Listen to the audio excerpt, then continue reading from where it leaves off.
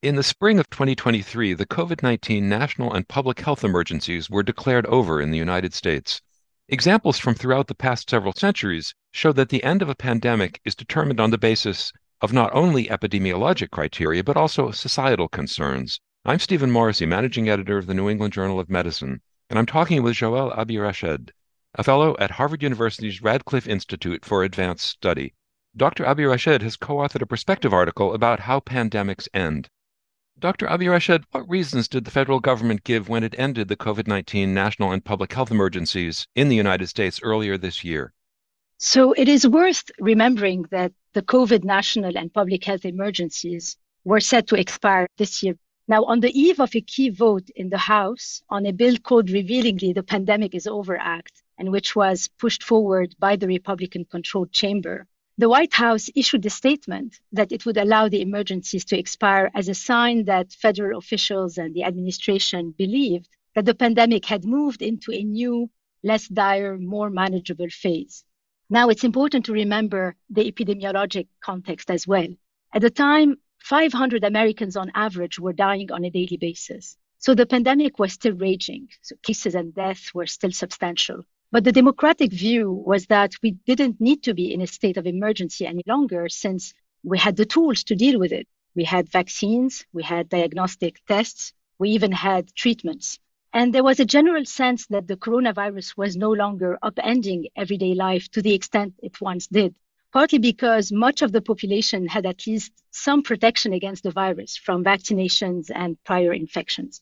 And there was also a sense that we had entered into this more routine phase of the pandemic. So there were routine boosters, routine vaccines, and so on. And people had started to routinize and normalize living with the virus. And in our perspective, we identify this routinization mechanism or process as a key element of what we call the normalization of mortality and morbidity and this process of endemicizing disease. And we can say a bit more about that later. So this was the Democratic view on the one hand. The Republican view, on the other hand, was that COVID was no longer the number one killer. It had receded behind heart disease, cancer, and unintentional injuries, though one should remember that it had killed 200,000 Americans in 2022. But according to the Republican view, COVID was no longer a leading cause of death, and hence there was no need to spend more money on treatment, prevention, and so on. And so while the rationale behind the Biden administration's decision to end the public health emergency is very different from the Republicans, in the end result was the same. Many pandemic-related funding sources were fundamentally reduced. That said, I think it is important, even at this stage, to highlight three observations about this transition from a state of emergency to a post-emergency situation where the disease is now endemicized. The first one is that we need to make sure that the transition to a normal post-pandemic period is indeed smooth. It is important to ensure that certain policies and services are maintained once the emergency ends. For instance, with the end of the public health emergency, the federal government stopped purchasing and distributing COVID vaccines. And this is now having a huge impact in nursing homes, which amid an uptick of COVID cases are encountering, resistance from their own employees to receive yet another round of shots, but also in terms of supply. The second observation is that the end of the emergency should be an occasion to reflect on what went wrong. So on the shortcomings, of course, but also on what went right and perhaps institutionalize these policies that had worked. And this should be an occasion to examine and tackle the new morbidities created by this pandemic, like long COVID that affects now millions of Americans. And we need, again, to make sure that the resources and the funds are there. And finally, this is all the more pertinent precisely because since COVID is no longer this exceptional disease, so an exceptional situation, it will now compete with other diseases for resources, for funding, for attention, and even for policy making. And this, again, has major consequences. And this is something we have seen with the HIV/AIDS pandemic when it stopped being considered a public health emergency. And this is something we highlight in our perspective. You say that the associated morbidity and mortality have been normalized, and that contributes to what you call the endemicization of the disease. Can you talk a bit about what you mean by endemicization? Absolutely. So far, 7 million people have lost their lives to COVID around the world, and among them, at least 1 million Americans. And of course, this is an underestimate, as we know, because many deaths have gone unreported and uncounted. But besides this tragic human toll, the economic and social costs of the COVID pandemic have been significant. So according to the World Bank, the COVID pandemic triggered the largest global economic shock in more than a century and a sharp increase in inequality within and across countries. The impact was not only on the economy, right, on trade, on business, on employment, but as we know, it had also detrimental consequences on education and mental health. So at some point, governments realize that this situation is unsustainable. It is too costly economically, socially, and of course, politically.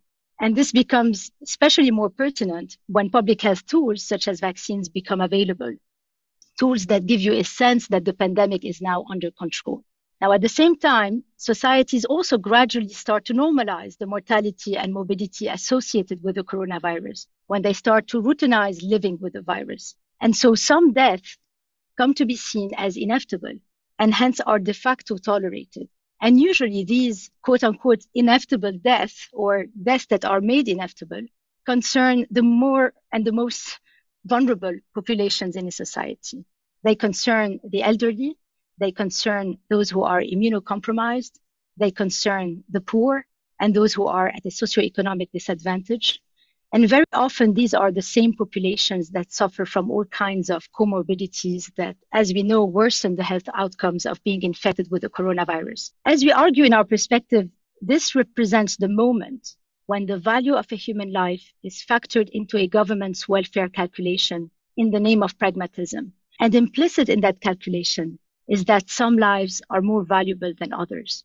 In doing so, in normalizing that threshold of mortality and the associated morbidity, this moment contributes to what we call the endemicization of diseases. So this is a process that involves tolerating a certain number of infections without saturating emergency departments. So the expectation is that there will be surges, there will be outbreaks, but the hope is that these will be under control precisely because of the available public health tools.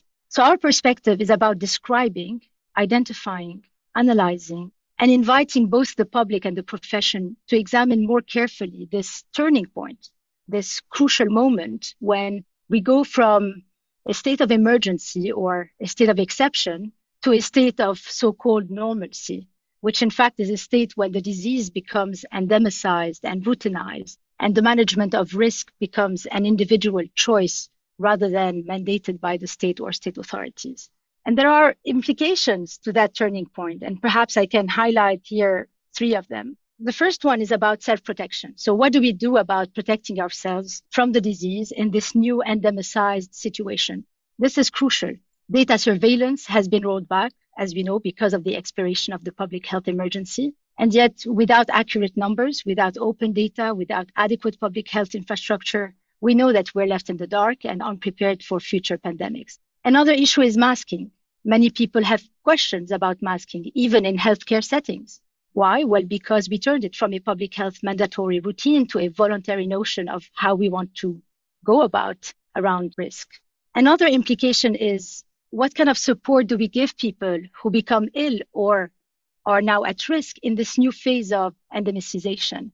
And this is not often examined because there is a powerful cultural, psychological, and as we say in our perspective, a political desire to be over with this pandemic. And finally, very often at a time when we should be directing more attention at how we managed emergencies and perhaps draw some lessons, there seems to be, again, little desire to do that in the immediate post-context of the pandemic. So after Ebola, for instance, there were all kinds of reports that showed how ill-prepared we were for the next outbreak of an emerging infection. There were all kinds of shortcomings that were highlighted. There were all kinds of reports, and yet these reports fell on deaf ears. And some say that there was even no political will really to push through the policy changes and proposals that were put in place after Ebola. When it comes to COVID, initially there was enthusiasm to put together a national COVID commission to answer the pressing and really troubling question as to why the United States had a higher death rate from COVID than other wealthy nations. But again, the Congress and the administration did not want to carry on with this commission. So as we note in our perspective, what to do with the residual elements of an endemicized and routinized disease is crucial, is fundamental, especially because by COVID into this chronic endemic routine and routinized disease, well, then it competes with other diseases for attention, for resources, for research, and so on. Are there examples of an alternative to endemicizing or routinizing a pandemic disease? Are there societies that have not done that? Our article, our perspective is not about counterfactuals, really. It is about this crucial turning moment when we endemicize the disease. Historians don't like to think about counterfactuals, actually. So it would indeed be counterfactual. There's no example of that. Exactly. Finally, you mentioned AIDS as another example of this turning point. How can the historical context and an understanding of the reasons that pandemics are declared over inform future public health messaging and future public health decision making? We mention a few historical examples in our piece to draw some general insights about the underlying rationales, because it is important to identify those, the trade-offs, and the consequences of proclaiming the end of a pandemic. Now, we do mention AIDS for a few reasons, but HIV/AIDS is, in fact, an emblematic pandemic for perhaps two reasons that are relevant in the context of COVID. So as we note in the perspective, COVID is similarly now moving from the state of exception or emergency to a state of chronicity, where basically it becomes this chronic, endemicized, and routinized disease. In the case of HIV/AIDS, this endemicization process, in fact, was catalyzed by the success of the antiviral medications, which ironically led to complacency and dampened the sense of urgency. Another important insight from the HIV/AIDS pandemic is to remind ourselves of the economic consequences of this process of endemicizing diseases. Right? There are huge profits to be made from this shift from an acute, so to speak, to a chronic condition. And in similar fashion, we can think of long COVID, perhaps as another example of a disease that is en route to become the chronic form of a once pandemic disease, which is now seen as an economic burden, crippling millions, not only in the US, but around the world, but might become the next pharmaceutical boom. Now, there are other historical examples that I mentioned and that we mention in our perspective to draw other kinds of insights that are important as we think about future pandemics. Perhaps I can mention the first example that we give, which may sound irrelevant, but in fact, it is very relevant. It is about 18th century France and how in 1723, the French king Louis XV, also known as Louis the Beloved or Louis le Bien-Aimé in French, decreed the end of the plague that had ravaged France and in specific the city of Marseille.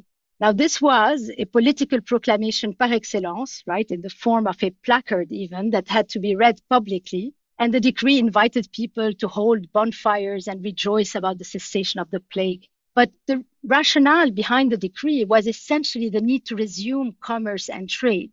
And we included it in our perspective, and we even included a copy of this remarkable historical document, which is held at the French National Archives and was part of a recent exhibition organized by the National Archives on the history of epidemics in the wake of the COVID pandemic.